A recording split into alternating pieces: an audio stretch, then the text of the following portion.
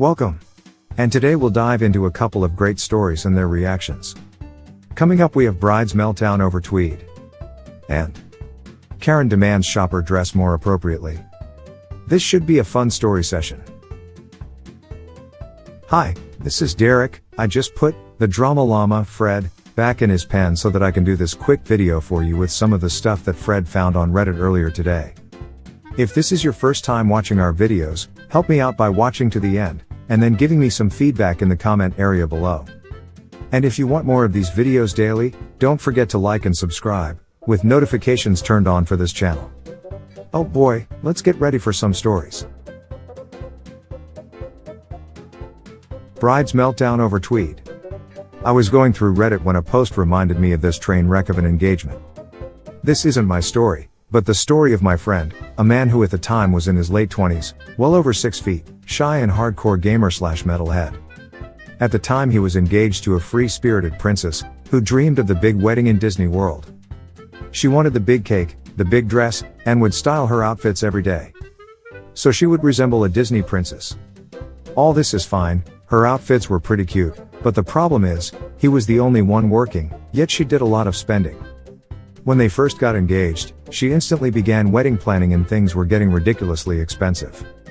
But he had little to no input whatsoever.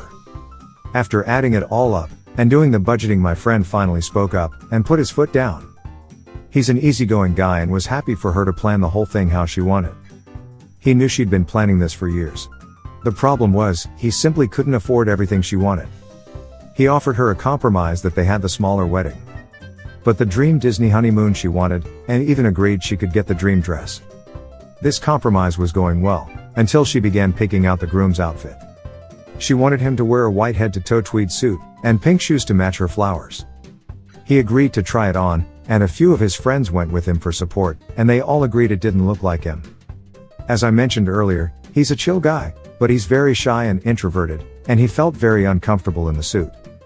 He attempted another compromise, he will wear the shoes, but wanted a black or gray slightly more traditional outfit. This is when she flipped and had a major meltdown in front of family and friends at a barbecue they were hosting. When he tried on the suit, and decided, he didn't want to wear it, everyone assumed that was the end of it. But this had become a heated argument behind closed doors, we learned, for over 2 weeks. The first sign of a meltdown I heard, was a loud screaming in their garden. I was getting another beer at the time, so came running outside to see what had happened. The bride-to-be was on the floor screaming, and crying, literally throwing a tantrum like a small child. She had been trying to pressure him into wearing the suit again at the party, by telling all his family about the suit and how he looks great in it. She'd been going around the garden, trying to get people to convince him to grow a pair and wear the suit. When he confronted her, this is when she let out a huge scream of anguish, and threw herself to the floor. Stunned and confused me, and all other guests just watched the events unfold. She claimed if he loved her, then he would wear the suit she wanted, and give her a bigger budget for the wedding. Because all these constraints and budgets are ruining her big day. I've never in my life seen this guy raise his voice, or even defend himself. He stood up for himself this day. He told her that it was just a suit, and it's not her big day. It's meant to be their big day, and he wouldn't feel comfortable in the suit, and she should respect that. I think she was just as shocked as we were, but then she pulled out the big guns of the argument. She gave him an ultimatum. If he wouldn't wear the suit, then the engagement was off, and the relationship was over, and he should leave now. This is when he began laughing, and I thought he'd actually lost it. He replied that it was his house. Apparently, her name wasn't on anything inside the house, including the pets, and the honeymoon they booked was also in his name. He called the engagement off, and told her parents to take her home. They did, with her kicking and screaming. This memory always makes me laugh. My friend's okay, not really sure what happened to her, but I know the only thing he gave back to her was her clothes, and that's it. I've not seen or spoken to her since. All this over a bloody suit. What are your thoughts on Archie as Beast's story? Please share in the comments below. Now let's go on to hear how some Reddit members reacted to this story.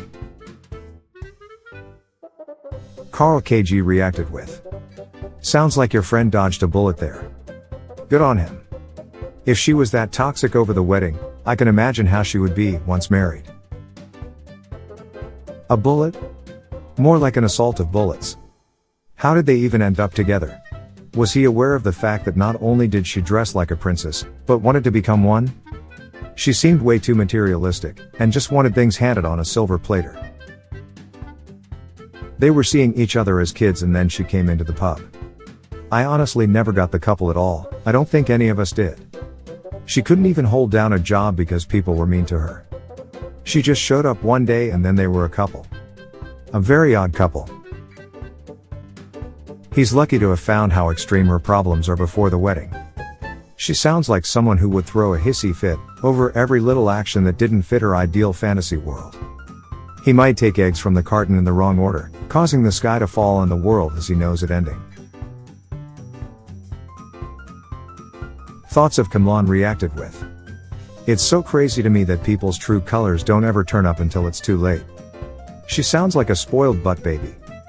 I have ideas for a dream wedding, but I can't imagine throwing a fit in front of other adults. Much less over my partner wanting to be comfortable on what is their wedding day as well. What a bunch of great reactions. Now on to the next story posted by VladVlad666, titled, Karen demands shopper dress more appropriately. This happened this morning between 9 and 10 a.m. I went to the supermarket to grab a few things for lunch and dinner. It's early and slow, so the store only had the self-checkout and one register open. As I got to the register, I see a young woman, early 20s, with a sleeping baby in her arms. And a basket with formula, diapers, over-the-counter baby items, for diaper rash, and several prescriptions that were paid for at the pharmacy. The girl gets to the register before me, and then I saw the rampaging Karen come out of the aisle right in front of me. I knew there'd be trouble from the oversized sunglasses, Karen haircut, yoga pants 3 sizes smaller than they should have been, that I'll bet had never seen the inside of a gym or yoga studio. And the very low-cut top that showed off a lot of skin that no one I knew wanted to see. She has maybe a dozen items in her cart. With the global situation, the clerk, the 20-something and I are wearing a required mask. But of course, Karen can't be bothered. The store has markings on the floor for social distancing, but of course, that doesn't apply to the wild Karen. The young mother is holding the sleeping baby, and trying to fish her wallet out of her small purse, while also holding the diaper bag and usual baby accessories. The cashier hadn't even finished ringing the girl up, when the wild Karen started in a loud voice complaining about unprepared shoppers, not even having their money ready. Karen's cart is almost touching the 20-something's leg. Naturally, Karen's complaint at full volume had the unfortunate effect of waking the sleeping infant, who registered his displeasure by letting anyone within hearing know. The mother was attempting to calm the infant and still get her wallet out of her purse. The fact that Karen had to wait and now had to listen to the infant she woke up, caused another nasty tirade. I'm in line behind Karen at this point and then she gets on my last nerve. She's been breathing the cashier working not being fast enough, and then God only knows what lack of brain cells caused her to do this. But snaps at the young mother that she should make that brat be quiet, and then decided to attack the girl, snapping that if she didn't dress like a slut, she wouldn't have gotten knocked up. Since it was obvious that her jeans were too tight as was her top. For Christ's sake, she had a baby a couple of months before. The young mother was beet red, the cashier was in shock, the infant not liking the noise, was letting it be known that he wasn't happy. And Karen had gotten on my last nerve, and being old, sick and in a bad mood and with worse temper, I let loose. I slipped up past Karen and tossed my card to the cashier, and told her the young lady's bill is on me. That got Karen to start again, only for me to loudly say, "Shut up. I'm as tired of your mouth as the little man is."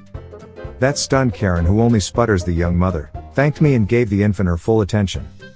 Karen is fuming and starts heaving her items onto the belt, but apparently, her mouth recovered before her brain.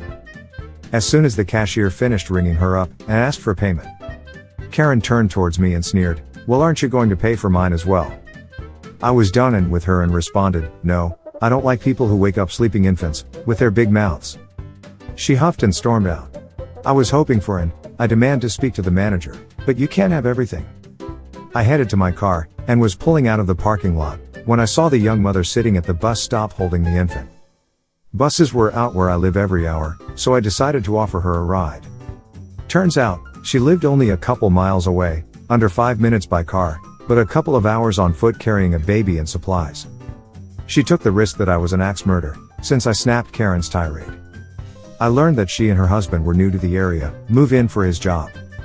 I asked her about the little man, and learned that as her husband got paid, they bought more of the stuff the baby needed, but right now they were making do with what they had.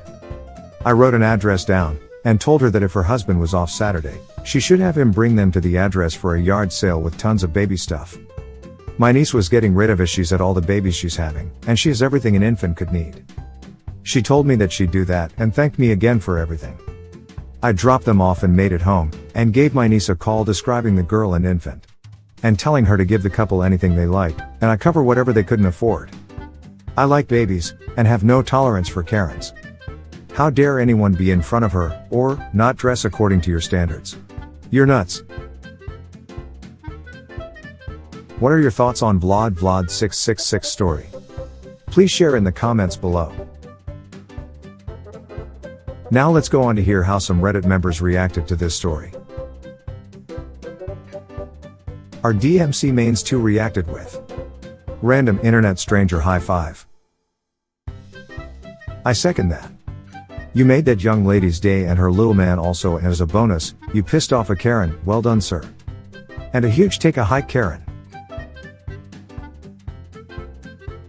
And finally, Raven Angel 23 reacted with you should have commented on her clothing, since she thinks it's okay to comment on others. Maybe, you'd have a man if your sausage casing didn't look like it was about to split at the seams. Well, there you have it. A perfectly great set of reactions from a bunch of upstanding citizens. Help support this channel by smashing the like and subscribe buttons. And hit that silly little bell as well to ensure you get the latest videos as they come out. Fred is always finding stuff for me to post regularly. So this is Derek signing off, thanks for watching. Good grief, it sounds like Fred is out of his pen again. He must have found more stories for me to share with you. See you soon.